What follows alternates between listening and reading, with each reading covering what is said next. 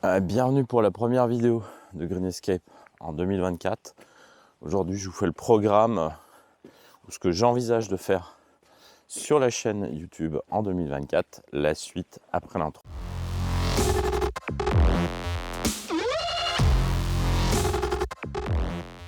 Bienvenue sur Green Escape, nouvelle année, nouvelle vidéo. Tout d'abord, mes meilleurs vœux pour 2024. Je vous souhaite d'éviter les ennuis ou de les contourner au mieux. Et évidemment, meilleurs vœux de santé et de réussite dans vos projets et ceux de vos proches. Pour pas changer, je tourne dans des conditions un peu vilaines, mais je me suis dit, tant qu'il pleut pas, je sors quand même et je fais cette première vidéo dans la brume. Ça donne un peu d'ambiance. Et là encore, j'avais de nouveau une fenêtre météo très courte. En fait, on est dans quelques heures, il y a un front froid qui arrive sur la France et sur l'Europe. Les températures vont baisser de plusieurs degrés en quelques heures. Et probablement ici, il y aura de la neige. Et c'est principalement, je pense, la raison de la brume. C'est que la température est en train de changer. Voilà, donc on va parler un peu de ce que je compte faire sur Green Escape en 2024. On parlera évidemment toujours de nutrition, mais je voulais un peu recentrer aussi sur les gens qui souhaitent perdre du poids après 40 ans. Moi-même, je vais avoir 45 ans en 2024 et je veux plutôt aider les personnes de cet âge-là à perdre du poids parce que passé un certain âge, les problématiques deviennent différentes. Il est moins facile de perdre du poids. Les différences entre hommes et femmes vont s'accentuer pour des raisons hormonales. Et il faut employer d'autres stratégies qu'une personne de 20 ans qui voulait maigrir. Et moi, je souhaite plutôt aider les gens qui ont 5, 10, 20, 30 kilos à perdre après 40 ans. Parce que c'est là ce que j'expérience, mon expérience à l'heure actuelle. Et c'est que là que je peux aider aussi les personnes, puisque je commence à avoir aussi une expertise dans la matière. Ensuite, on parlera peut-être aussi un peu plus de vidéos de voyage. J'ai prévu de partir en Italie au printemps. Je suis en train d'apprendre l'italien. Tout ça pour amener à des vidéos pour aider les personnes à apprendre l'italien et aussi donner des conseils ou d'avoir des vidéos plus ludiques de voyage, puisque on est effectivement en permanence dans des actualités très lourdes, très angoissantes.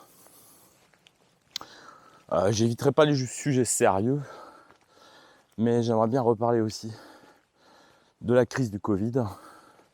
C'est quelque chose où je m'étais exprimé pendant le Covid, à contre-courant évidemment. Il se trouve que les quelques personnes à contre-courant avaient raison de s'inquiéter de la remise en cause de nos libertés fondamentales sur des bases scientifiques très fragiles. Et là, je voulais, pour commencer 2024, vous donner juste un exemple. Pourquoi l'utilisation de technologies biologiques pour fabriquer des vaccins, alors qu'on ne maîtrisait pas encore la technologie, était un peu hasardeux et un grand saut dans l'inconnu. Tout récemment, en fait, il y a une publication, je crois que c'est dans Nature qui vient de sortir, pour montrer que les vaccins à mRNA, ou plutôt cette technologie, pouvaient produire ce qu'on appelle du frame shifting. Alors un mot anglais compliqué, mais ça veut dire un décalage de séquence. Ce qui s'est produit, et c'est ce qu'on ne savait pas à l'époque, quand on a commencé à utiliser ce genre de technologie pour fabriquer des vaccins par exemple, c'est que il pouvait se produire quelque chose comme un décalage dans la lecture de la séquence de l'ARN messager. Et pourquoi ça se produit est très intéressant aussi. Donc, on rappelle juste que Dans une cellule humaine, vous avez de l'ADN, où sont codés nos gènes, et ces gènes servent en fait, quand on veut les décoder pour fabriquer quelque chose, il faut transformer l'ADN en ARN messager, qui va dans des usines, dans les cellules, qu'on appelle les ribosomes, qui vont traduire cette séquence génétique dans quelque chose de réel, qui est une protéine. Et là, par exemple, dans le vaccin, l'objectif, c'était de donner de l'ARN messager pour fabriquer le picot du virus, la spike. Et au tout début, quand la technologie est sur le point d'être acceptée, on utilise de l'ARN naturel. Donc avec des séquences totalement naturelles. Le problème, c'est que l'ARN messager est quelque chose de très fragile et ça vit en fait quelques heures au maximum et ensuite ça se dégrade. Donc quand vous voulez l'injecter à des gens pour qu'ils fabriquent quelque chose, vous devez faire soit très vite, soit stabiliser. Et si certains se souviennent encore, à l'époque, on nous parlait d'un vaccin où il fallait des frigos à moins 80 degrés pour conserver l'ARN et qui ne se dégrade pas avant même d'avoir été injecté. Alors là, il y a eu une petite astuce, c'est d'utiliser un nucléotide de synthèse, l'uridine, qui stabilisait l'ARN, mais qui n'était pas tout à fait naturel, mais ce qui avait pour effet de stabiliser l'ARN et qu'on pouvait désormais le conserver dans des conditions moins strictes, c'est-à-dire pas moins 80 degrés, ce qui était extrêmement compliqué et empêchait une production, si vous voulez, industrielle du produit. Le problème, c'est que, ce qu'on vient de découvrir tout récemment, c'est que l'utilisation de ce nucléotide de synthèse provoquait dans la lecture de la séquence parfois des sauts dans la lecture de la séquence. Alors ça peut sembler anodin, sauf que, pour donner un exemple, le ribosome, donc l'usine qui fabrique les protéines, si elle commence à lire la séquence 5 nucléotides, 6 nucléotides plus loin, ce qui est fabriqué est totalement différent de ce qui était intentionnel. Et donc vous fabriquez une protéine qui n'était pas la protéine prévue. Et du coup, c'est là le saut dans l'inconnu. Les conséquences, je ne peux pas vous le donner puisque même les gens qui ont publié l'étude ne la connaissent pas non plus. Donc comment ils ont fait en fait? Ils ont fait un procédé en plusieurs fois. Ils ont déjà expérimenté sur une protéine qui est la protéine des vers luisants, donc ce qui produit l'effet phosphorescent. Avec l'idée derrière, c'est que si c'est pas la bonne protéine qui est fabriquée, je constaterai que finalement c'est pas phosphorescent et donc il y a quelque chose qui s'est passé. Donc ils ont fait ça dans un premier temps. Et évidemment, qu'est-ce qui s'est passé? Une partie des protéines qui étaient fabriquées n'était pas cette protéine phosphorescente, donc ça ne brillait pas. Donc ils ont déduit qu'il y avait quelque chose qui ne se passait pas normalement. Après avoir découvert ça, ils se sont dit, est-ce que ça s'est produit dans le cas du vaccin? Et probablement, là, le seul qui était testé, c'est le vaccin Pfizer.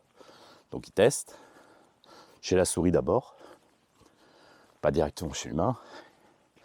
Et là, on constate effectivement une partie de cet ARN messager censé fabriquer du picot a fabriqué autre chose.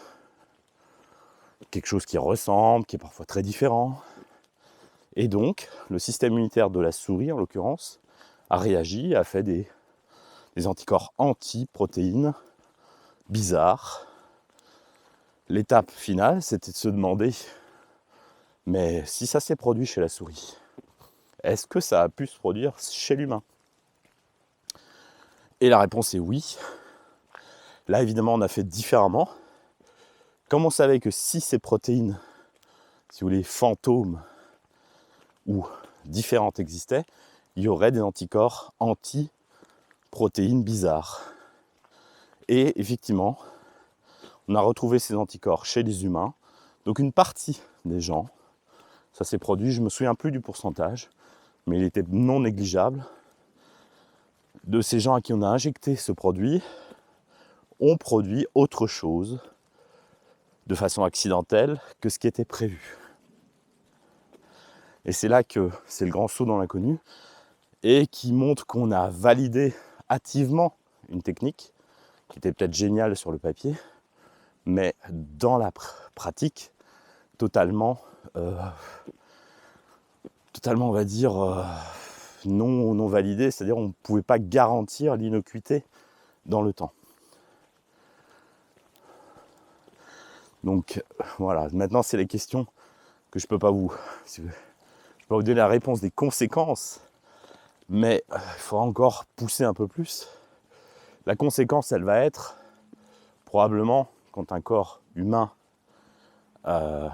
rencontre une protéine qu'il ne connaît pas, évidemment il y réagit, et cette réaction peut être violente sous forme de réaction allergique par exemple. Ça c'est une des hypothèses, mais qu'il faudra recouvrer, mais il faudra aussi demander des explications aux gens qui ont validé cette technique hâtivement, qui a été modifiée en plus au cours de la pandémie, puisqu'effectivement je vous ai dit qu'on a rajouté des protéines, des nucléotides de synthèse pour stabiliser le produit, et du coup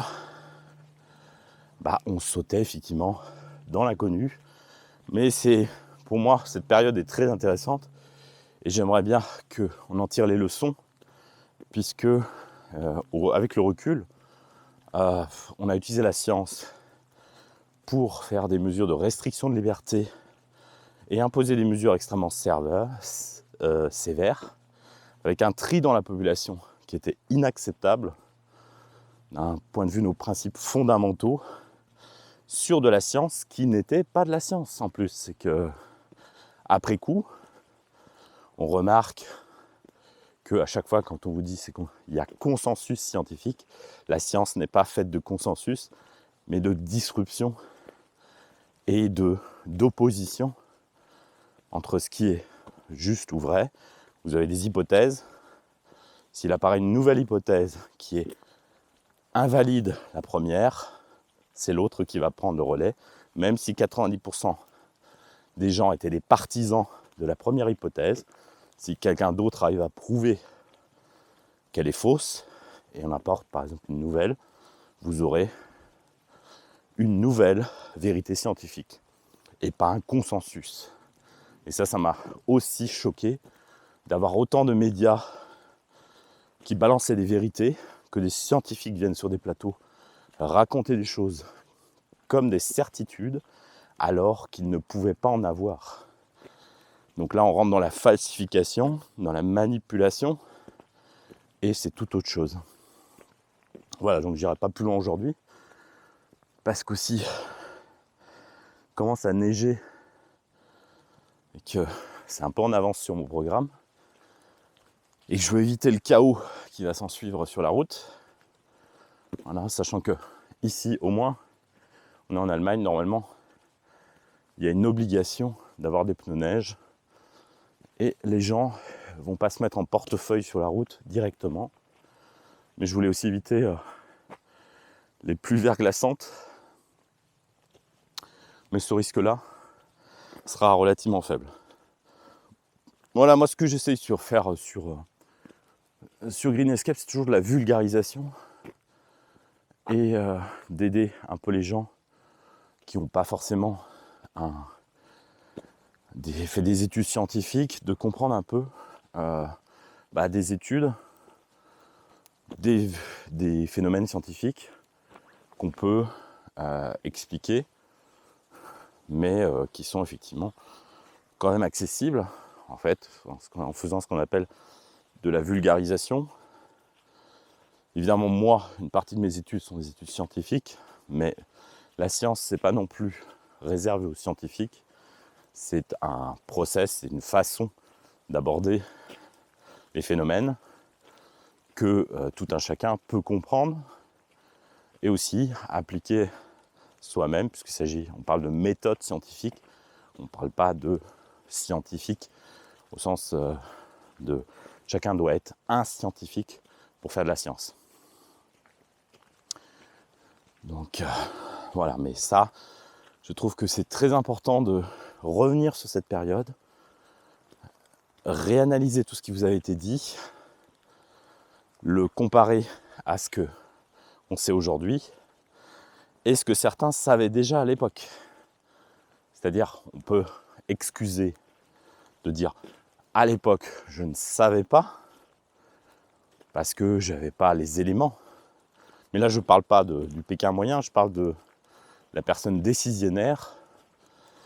Et aujourd'hui, probablement, certains savaient des choses et ne les ont pas délivrées au public pour que chacun puisse faire un choix éclairé sur ce qu'il faisait.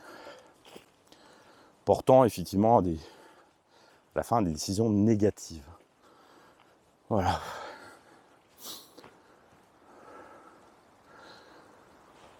Désolé si je suis un peu essoufflé. Je viens juste de monter un peu la pente. Un peu bizarre de commencer l'année dans des conditions climatiques aussi mauvaises.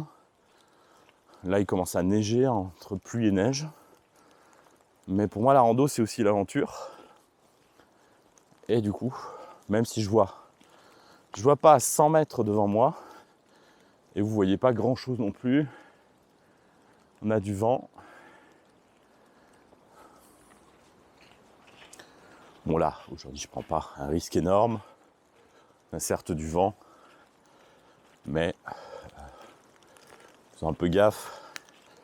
Les chances de se prendre quelque chose sur la tête sont assez faibles. Mais le risque, ça fait partie de la vie aussi.